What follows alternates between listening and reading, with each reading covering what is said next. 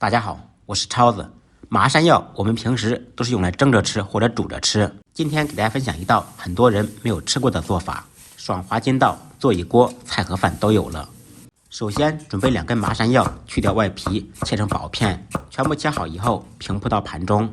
对麻山药过敏的同学可以戴上一个手套，放入蒸锅中，开大火上锅蒸15分钟左右。时间到，掀开盖子，用筷子尝试一下有没有蒸透，彻底蒸软就可以了。蒸好的山药取出，放入一个大盆中，用小勺子或者叉子按压，把山药捣成泥。山药本身含有很多水分，所以制作的过程中不用加水，碾至山药没有颗粒状，成这种状态就可以了。我用了300克山药，然后分2次加入400克普通面粉，先用筷子搅成面絮，再下手揉成光滑不软不硬的面团。揉好以后盖上盖子，让它休息5分钟。案板上撒少许干面粉，醒好的面团取出，再撒上1层干面粉，用擀面杖把面团擀成薄薄的厚片。面饼厚度约为1厘米左右。擀好的面饼用刀切成长条，宽度为2厘米。再把切好的面条搓细搓圆。处理好以后，几根并排起来，切成小剂子。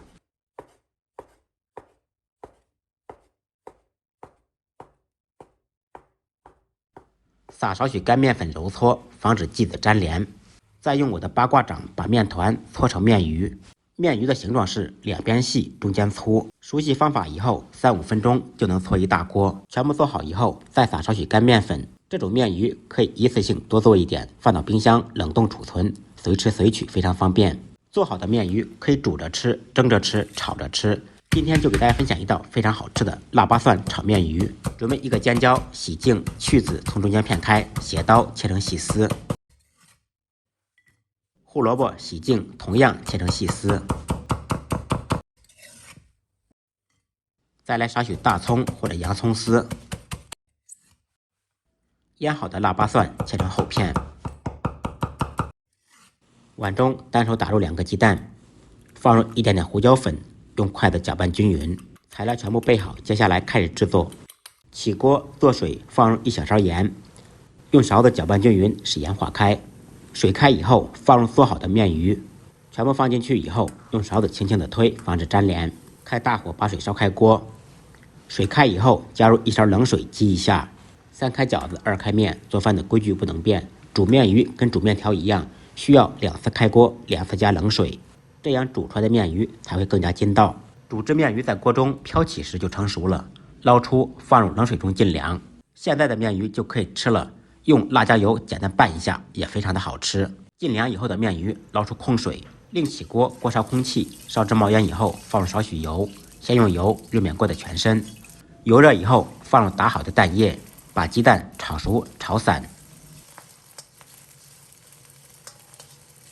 炒好以后，盛出控油备用。锅中再次放入1点油，油热以后，放入腊八蒜，煸炒出香味。放入准备好的葱丝、尖椒、胡萝卜，在锅中开中火煸炒1分钟，把尖椒和胡萝卜炒至断生。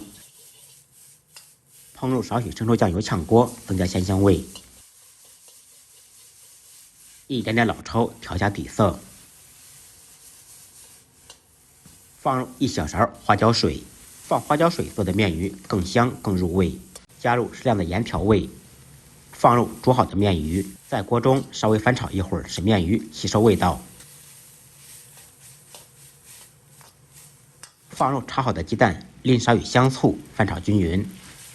起锅之前再淋少许香油，一道筋道爽滑又入味的腊八蒜炒面鱼就做好了。有蒜有蛋有菜有饭，营养又管饱，连我家挑食的孩子都能吃一大碗。喜欢本视频的关注、点赞、转发、收藏，感谢您的支持。再忙再累，记得按时吃饭。下期视频见，拜拜。